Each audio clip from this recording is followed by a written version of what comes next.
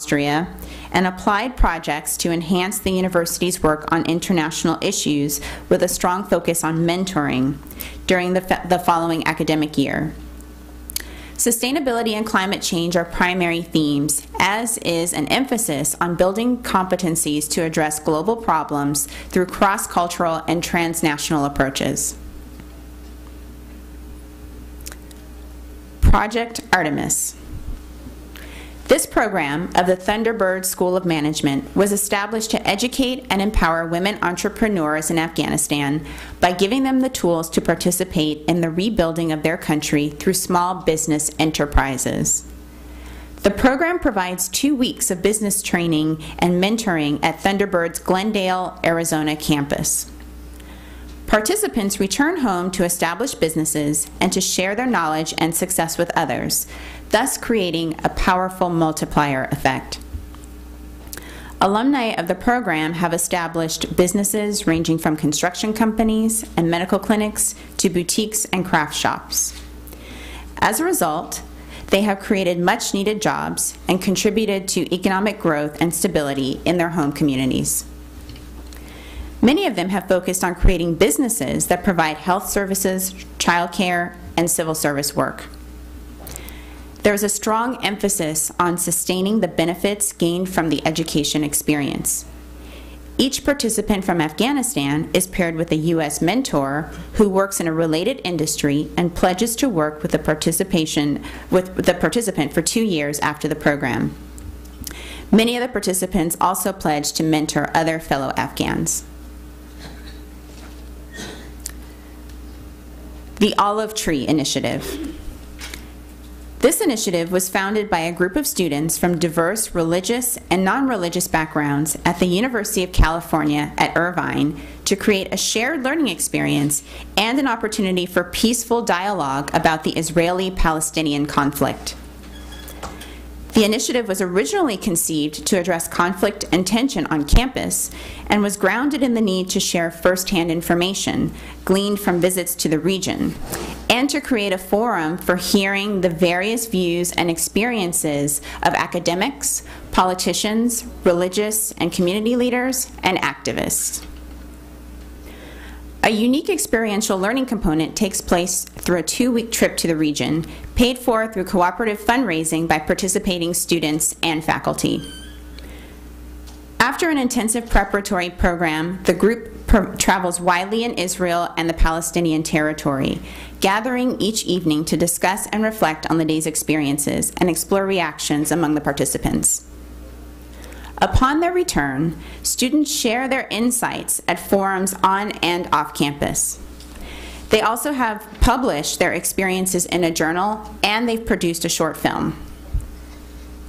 Last year, other University of California campuses adopted this program. To expand awareness, the program has hosted an Olive Tree Initiative Week and developed an academic curriculum. Students in the program receive a certificate in conflict analysis and resolution. Finally, the Sarlo Scholars. The University of San Francisco, through a partnership with the nonprofit Foundation for Sustainable Development, provides undergraduate students committed to addressing global poverty and injustice with an opportunity to participate in service learning and develop global competence through an integrated program of academic preparation, professional experience, relationship building, and critical reflection. Students begin with an on-campus course that covers a wide array of global topics, as well as research methods and professional tools and best practices. This is followed by 10-week internships in Uganda and Nicaragua, during which students live with host families and work with a community-based organization that matches their interests and skills. The focus is on sustainable development initiatives in health, environment, education, women's empowerment, human rights, microfinance, and community development. Once in country, students submit grant proposals for the projects they have undertaken. They maintain blogs and film videos about their experiences, and they collect data and for research papers that reflect the development of their understanding of the critical issues. During a post-immersion course, students bridged the theoretical learning they did with the on-the-ground experiences they had and developed strategies for ongoing engagement in citizen diplomacy. Research papers, presentations, and evaluations by FSD staff assess the learning that they have accomplished. As I transitioned from NAFSA to George Mason University, I brought with me my knowledge of the inequities in higher education access and the need for students to participate in international education. I tried to reach out to diverse groups on George Mason's campus and try to talk to students about the importance of study abroad. But one thing that I've always remembered and that I will continue to think about is the legacy on HBCU campuses of sending students abroad and of thinking internationally when opportunities in the United States were very limited for Black students. And for this reason, it's very important that we continue this work and we continue to help other institutions, particularly minority-serving institutions, internationalize. Thank you.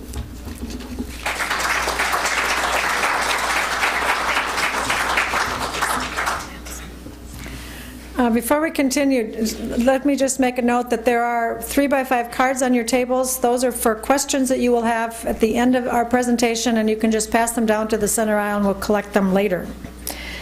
Thank you, LaNitra. As you can see, we have good reason to be very proud of these programs.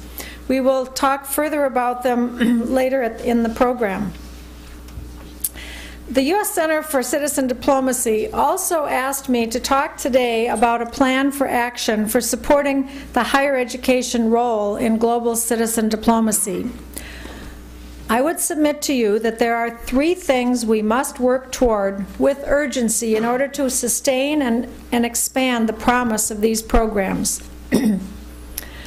First, the need for public policy leadership and support. The Obama administration has been unfailing in articulating the value of international education as a tool for U.S. global engagement, security, and the prospects for a more peaceful future. The President has committed to substantial investments in educational exchanges with Indonesia and has set a goal for expanded exchanges with China. These are important steps.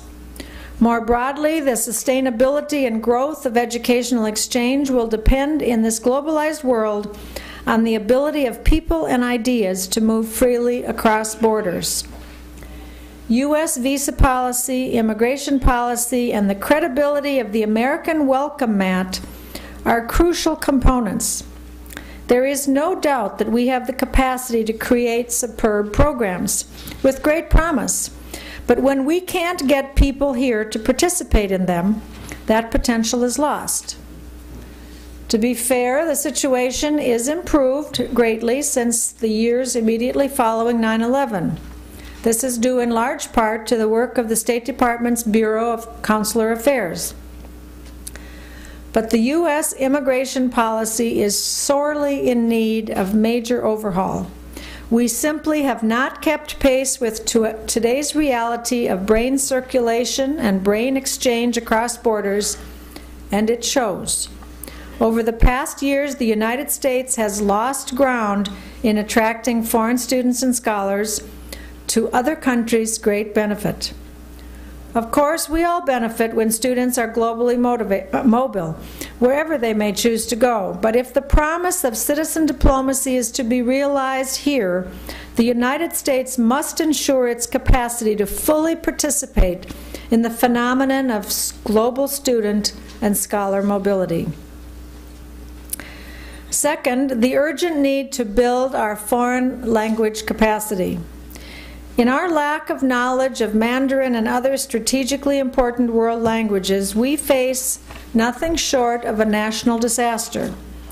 Many observers have pointed out that in diplomatic, military, professional, and commercial contexts, being monolingual is a significant handicap. Making the United States a more multilingual society would carry with it untold benefits. We would be more effective in global affairs, more comfortable in multicultural environments, and more nimble-minded and productive in daily life. Foreign language learning must become a national priority from kindergarten through college for every student. If we could get there, citizen diplomacy would be transformed, because there is no greater gateway to engagement than the mind shift that occurs when one learns another language. And third, we must greatly expand study abroad, both in terms of access and options. Study abroad is the single most proven way for students to pursue a truly global education. We need many more students doing it in many more corners of the globe. My association, along with many others, has strongly supported the Senator Paul Simon Study Abroad Act, which nearly crossed the finish line in the last Congress, but which, despite the hard work of many of our colleagues in the international education community, the commitment of Senators Richard Durbin of Illinois and Roger Wicker of Mississippi, and the leadership of the Department of Education, will likely soon die again when Congress adjourns. We will not give up, however, because this is too important. A national program that makes study abroad the norm on college campuses would revolutionize our country's ability to relate to the world. We must get this done. When it comes to the major government-funded programs in this area, such as Title VI, NSEP, and Fulbright, we see a history of remarkable achievement and a trail of inspiring stories that is long and worthy of great pride. We need to build on this achievement and move to a broader vision. To make study abroad possible for many more students, a modest amount of federal money can leverage enormous change at our colleges and universities. But we have to think differently about how to do it. We will never transform study abroad from the province of what is still by and large an elite few to an integral part of the education of the many through direct scholarships. It's too expensive, and it doesn't change the practices on campuses that too often prevent more study abroad. What we need is a competitive grant model similar to the Department of Education's Race to the Top. This is the vision that underpins the Simon Act. By and large, the role of government in all these areas is not to pay all the bills, but to do something equally crucial, to articulate a vision and facilitate its execution through smart, proactive policy. Citizen diplomacy initiatives in higher education need not be expensive. Indeed, most are not, and yet the payoff is enormous for our country. I want to turn now to our guest speaker, Dr. Alan Sessoms. Dr. Sessoms is president of the University of the District of Columbia, where his visionary leadership has been critical to retooling the curriculum, raising academic quality, and revitalizing the campus. Dr. Sessoms previously served as the president of Delaware State University and Queens College of New York City, where he was committed to expanding study abroad opportunities for students. He has also served as a foreign service officer, and with his academic background in the sciences, he contributed his expertise to negotiating bilateral science and technology agreements while at the American Embassy in Paris, and assisted in negotiating trade agreements while serving in Mexico. Dr. Sessoms has advocated for international education throughout his career, including testifying before the Senate Foreign Relations Committee on the importance of study abroad. I didn't do anything. I just breathed. Should I do something now? Everything is gone. Okay then. Dr. Sessoms, it's up to you to speak loudly.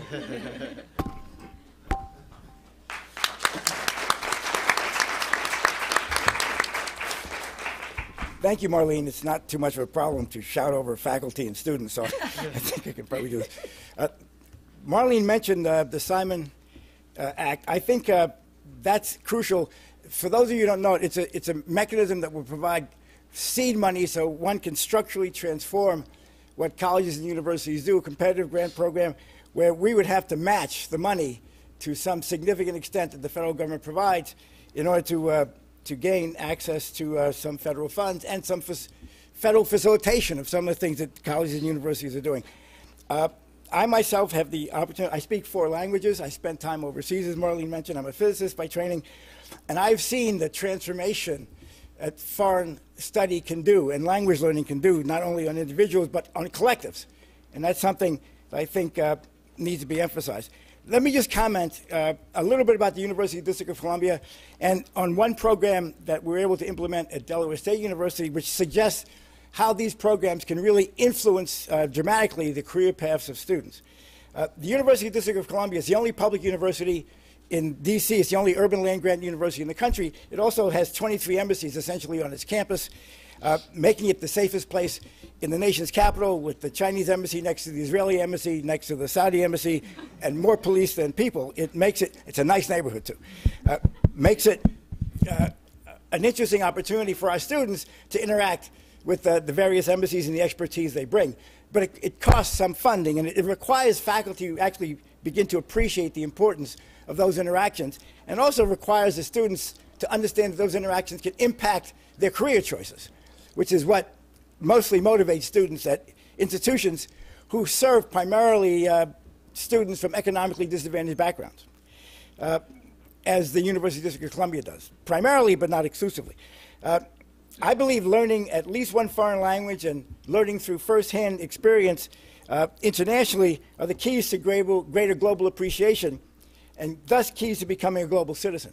One of the things we need to do, though, is motivate our students to understand that it will also make them globally competitive from a professional standpoint. The motivation to learn both the language and the culture, in my view, really transforms the image of the student and transform their self-image and the image of the institution in the eyes of those that we wish to recruit. So it goes both ways. An example of the kind of experience I'm talking about, I'll give from Delaware State University. When I was I've been to Beijing a number of times, and when I was there with some of my colleagues, we visited Beijing Sports University and came up with an idea on student exchange. We said we would send a bunch of students over to you to help broadcast the 2008 Beijing Olympics, and then you can send students, for example, in sports management and journalism to the United States, where they can practice with our students. The key is our students had to be relatively fluent in Mandarin.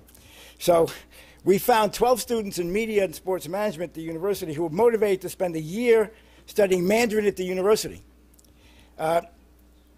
With credit, but it was just a part of their program. And if they were successful in both language acquisition and in their chosen majors, they could assist in broadcasting from Beijing. The students also had to commit to spend 6 months in Beijing learning Mandarin through immersion. And they defrayed part of the cost. 6 students survived this ordeal and went on to broadcast the Olympics with ABC, ESPN, and other organizations. We managed to organize those deals before, but these students were outstanding. I mean, anybody who can learn Chinese in 18 months is pretty good anyway. But when they were there, they also blogged and webcast their experiences back to campus so that fellow students could really engage in the adventures that they were participating in. It was a spectacular event. We had students with a 12-hour separation having fun with their colleagues, even though some of them were asleep at the time, getting a feeling for what it was like to be in a totally, to many of them, alien environment, but enjoying the experience and learning from others. And the Chinese students who came to Delaware State in return were equally successful. I firmly believe that students from economic disadvantaged backgrounds get significant professional advantage from international experiences. For example, all of these 6 students have gone on to professional careers nationally and some globally in television and sports management. And that is not something that would happen with students normally from these backgrounds. They also become enthusiastic ambassadors for meaningful global experiences, and they spend a lot of time talking it up on campus and elsewhere, certainly in their professional lives. And they also give back to the university, encouraging other students to do the same. It's simply not enough to have foreign students on our campuses, although that's important. It's money-making too, but that's a detail. But it's more important, I think, for the history, given the history of some of the communities in which these students are embedded, to broaden their reach, so when they come back, broaden the reach of their communities. So in some sense, they not only globalize themselves, but they'll globalize the communities in which they're embedded. And that's crucial to some of the things that Marlene was talking about, for example, in immigration reform. She knows better than most that politicians respond to their constituents. And when the constituents suggest that this is an important and positive thing for them, through the experience of their children and their friends, I think that makes the life better for all of us.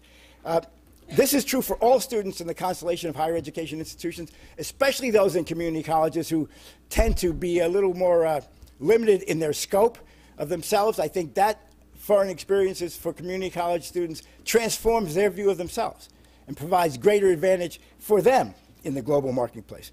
And certainly through PhD candidates. I studied abroad when I was a graduate student. It was simply normal in physics to do that. And then I went on to live abroad. I think that's something that we can't neglect. It's a big deal in many professions that we need at universities to transform the understanding of foreign experiences to understand that they, in fact, enhance the educational experience on our campuses in a way that we couldn't possibly do ourselves.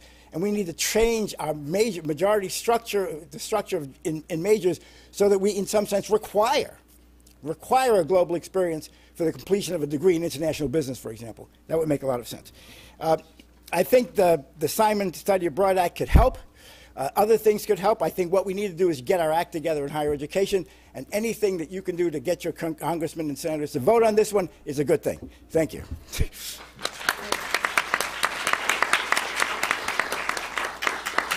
Thank you, Dr. Sessoms.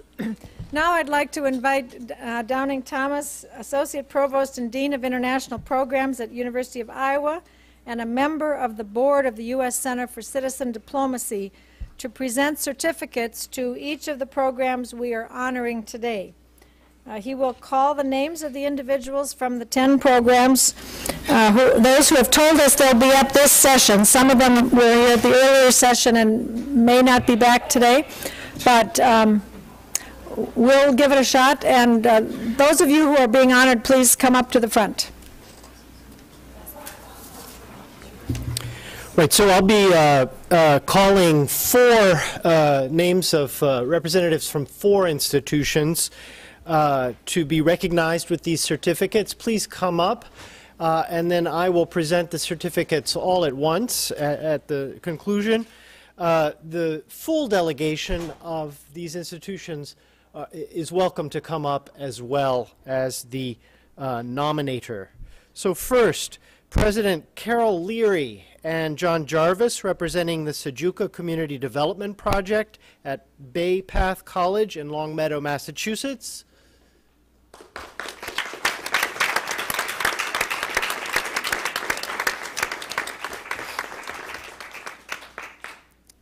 We did bring our whole team. Come on up, come on up. Second, Asiya Mason, representing Global Deaf Village at Gallaudet University here in the District of Columbia.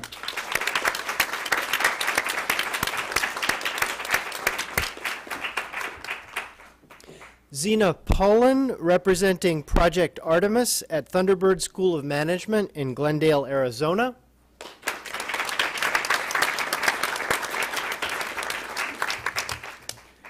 And finally, Daniel Werenfenig, Dr. Manuel Gomez, and Dr. Thomas Parham, representing the Olive Tree Initiative at the University of California at Irvine.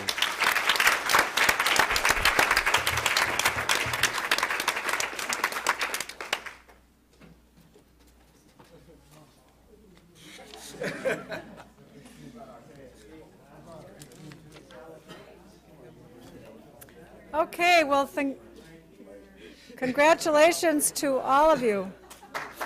Big round of applause.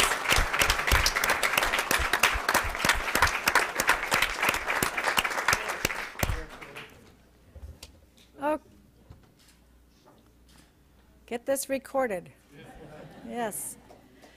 And now we have a few minutes for Q&A. We need one moment. Sorry.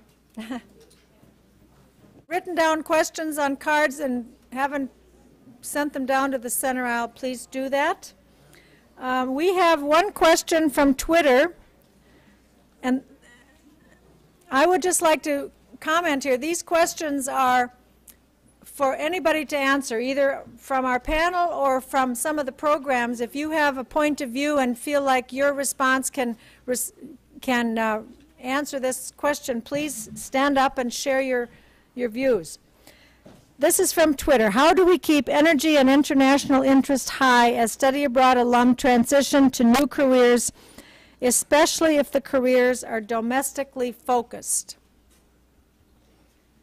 That's a good question. Who is from, I think it's a good question for a campus person here who has been working with study abroad students who end up in domestic careers. Somebody want to stand up and respond to that? Oh, you don't, okay, Dr. Sessoms? You can't see up here. Let me just comment. I found the students who studied abroad were enthusiastic about it, independent of where they went. They would go back in their communities and really beat the drum for studying abroad. I found them to be the best ambassadors, independent of whether they were working here or somewhere else, because it changed their lives. It changed their perspective on the world. And we have found that students who do that become much more active in their communities and more politically active. So I don't really think that's a problem. It doesn't matter where they work, it's that they work, and they actually do something with the experience that they've had. So Sherry Mueller in the back had a... I just want to clarify the question. Domestic careers that have an international focus, was that it? No, I think it was more people who have domestic jobs, but we still want to keep them as ambassadors for education abroad.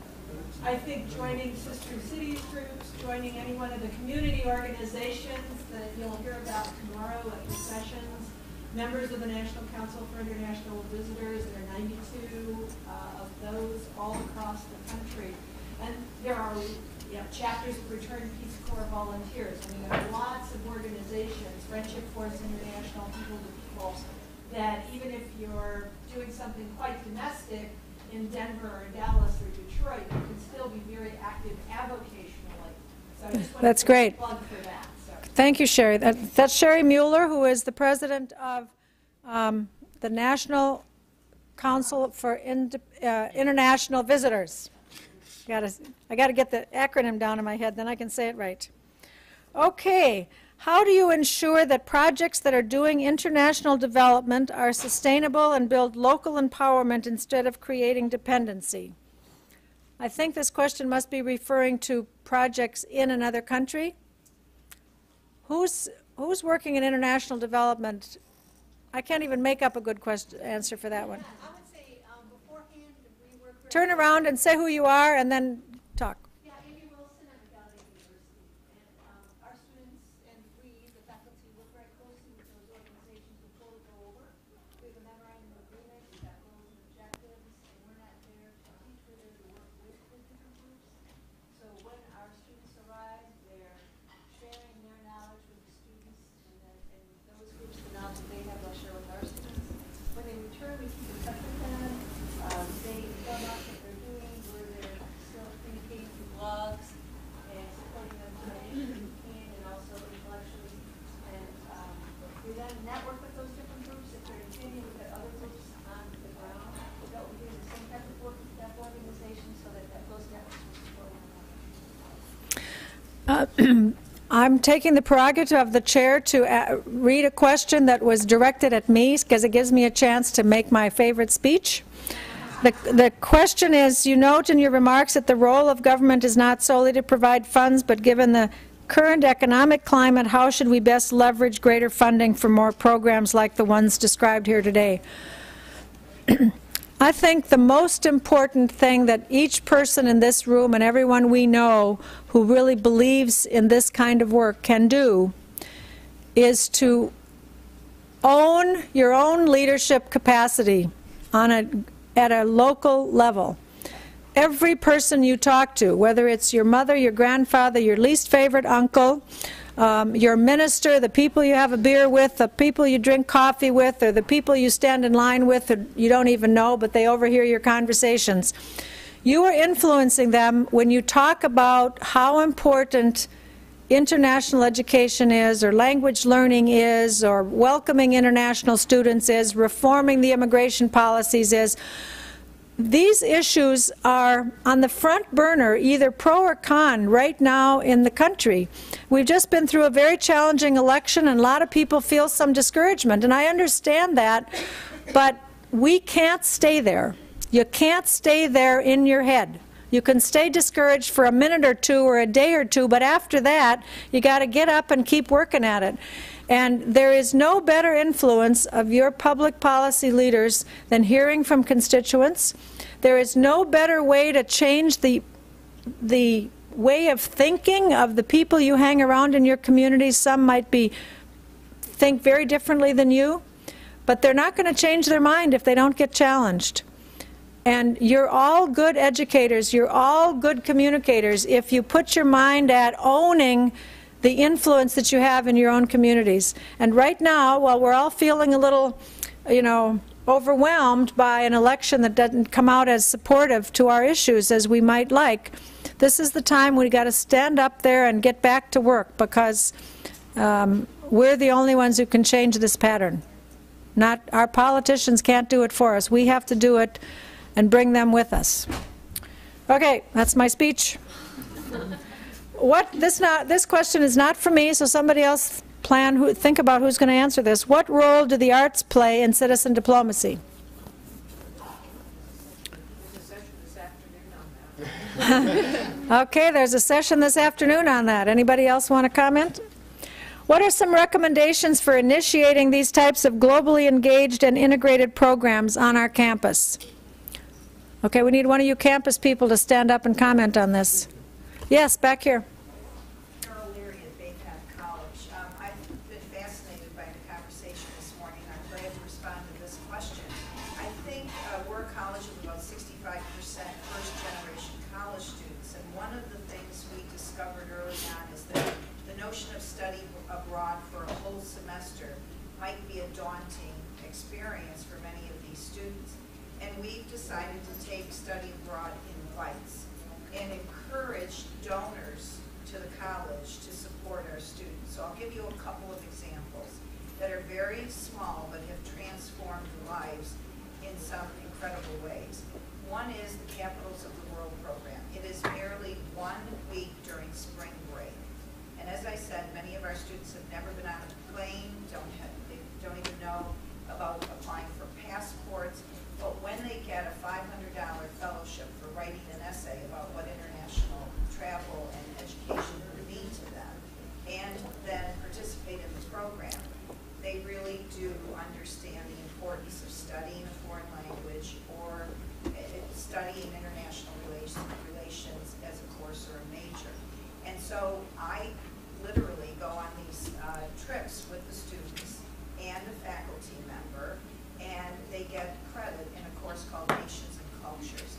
But that $500 from a donor toward the cost of a trip is remarkable. Another way is the Sejuka Project. 2 weeks in January, I think Kelly and Neelan were transformed merely with that. And we had an 88-year-old donor who paid for their transportation. Small dollars, couple $1,000, and yet these two students came back transformed. And the third is with graduate students. They have been attending a course at BayPath in their MBA program, and then they go to India or China, alternative, every other year with faculty members. And that, again, is a 10-day experience, and they come back transformed. So I love the notion of study abroad because it does change student lives, but I think we have to think of it in small bites for some students and also ways to get your donors to pay for the experience of those students. Thank you very much. Oh, I'm back. We're back. Okay, and the final question. It was mentioned that a new direction in international education includes adding volunteer service learning into academic programs. How can this be done successfully and in a sustainable way? Are there instances when a volunteer abroad program is more beneficial than a study abroad experience? Okay. I'll give this isn't working. I'll give it a try. Students are clamoring for more of these kinds of hybrid programs that blend classroom experience with out-of-classroom activities. We've done a very successful India winter term program at the University of Iowa, 3 weeks working with NGOs. They're delighted to have the partners because they get some work out of them, and the students come back transformed after just 3 weeks, having learned about palliative care in India or arts. We have a range of 10 to 12 courses on different topics across campus. So the key, I think, here, just to follow up on the previous comment, research has shown that the length of the program is less important than the design. And so you need faculty working very closely with service providers to help design these programs so that they integrate student experiences with on-the-ground communities so that the on-the-ground partners feel that they have a benefit from this interaction. So I just would reiterate the importance of design of the program. Great, thank you very much. Before we close the session, there are some blue forms I want to call your attention to on your table. These, if you would fill them